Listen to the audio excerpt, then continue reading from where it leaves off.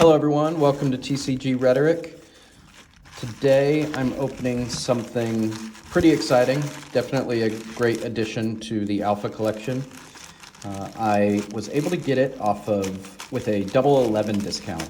The shop was giving a double 11 discount. For those of you that may not know, double 11 is like the Amazon Prime or the Black Friday kind of sale for Taobao shops. Taobao, owned by Alibaba. It's like, you can think of it as kind of like the Amazon of China. That doesn't really perfectly encapsulate it because it's pretty much all app-based, but it gives you the idea. And I'm very excited about these. And as you can see, they came in top loaders, which is not something that happens whenever I've bought common or uncommon alpha rares. So you know it's got to be good.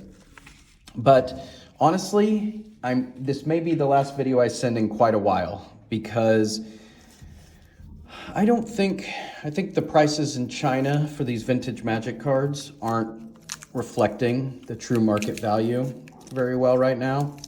Partly that's because first of all, the liquidity is very low. It's hard to find near any vintage Magic, much less alpha cards, much less near mint alpha cards. So the ones you do find are a bit overpriced. I guess people don't want, in my opinion, and I guess people,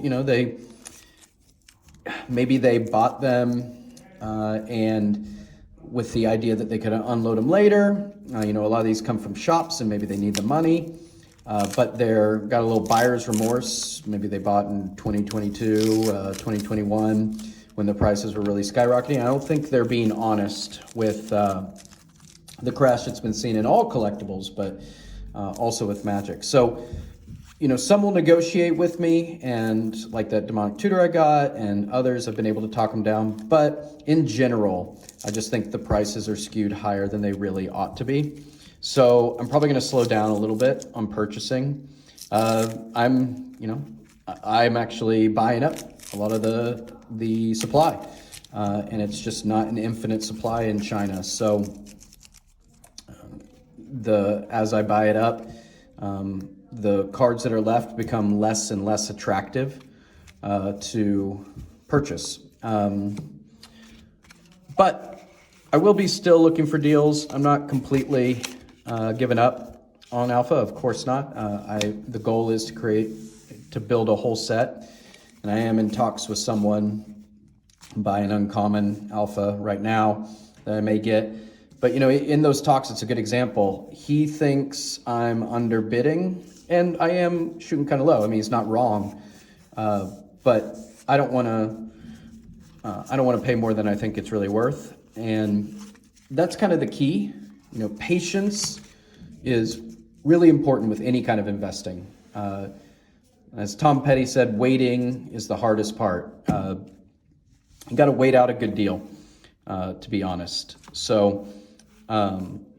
Because,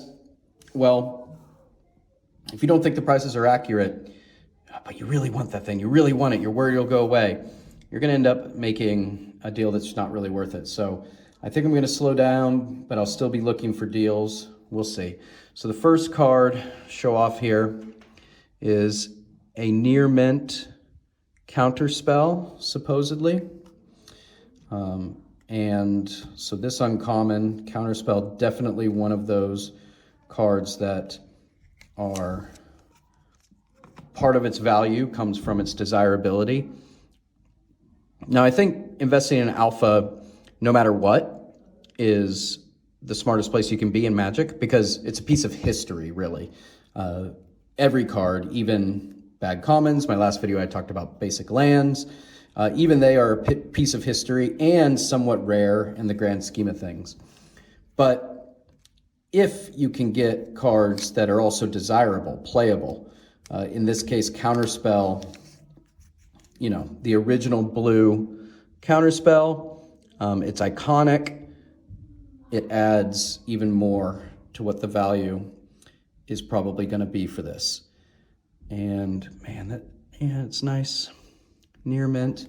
I've got the jeweler's loop here to be able to check, make sure it's authentic. I'm not sure how, well, that actually works pretty well on the camera.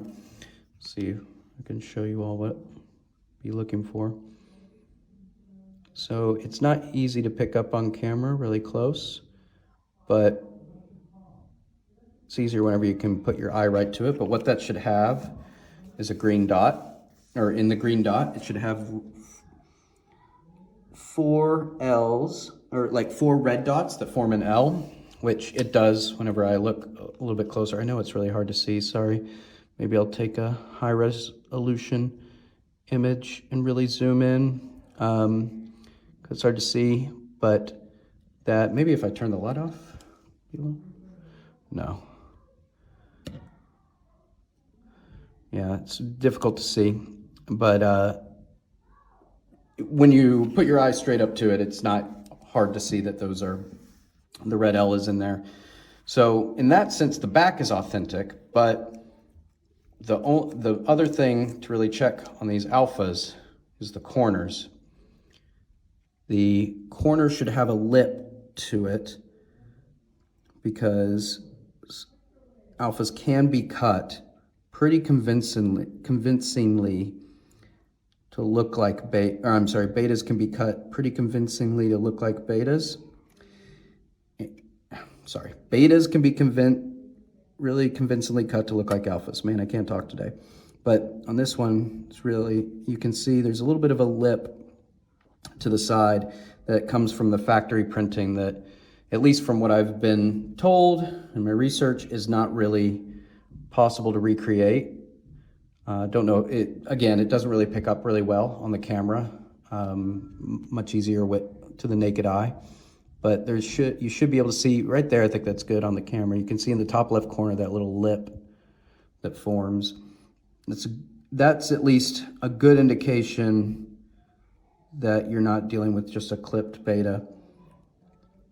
The only other test, and I don't do every single test to every single one of these cards, like especially the common like basic lands, just check for the green dot, look for any obvious signs.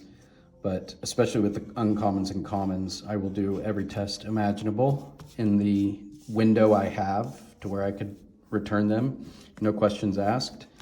And so later on off camera, doesn't really make for good video, I will certainly be checking the weight of these cards too, just to triple confirm their authenticity. But this is a very reputable seller, reputable store on Taobao, so it's pretty trustworthy. Man, that's beautiful. Now the other one, this is an even bigger deal.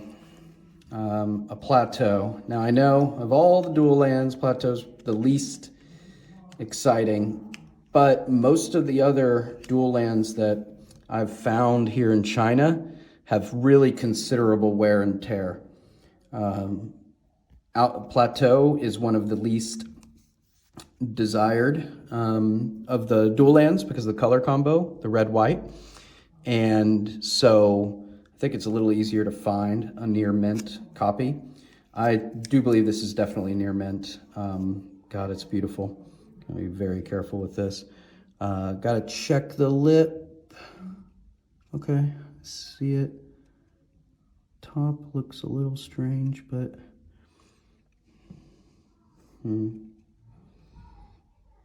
okay, yeah, I definitely see the lip on that bottom corner. I don't know how well the camera can pick that up. Let's see if it focuses.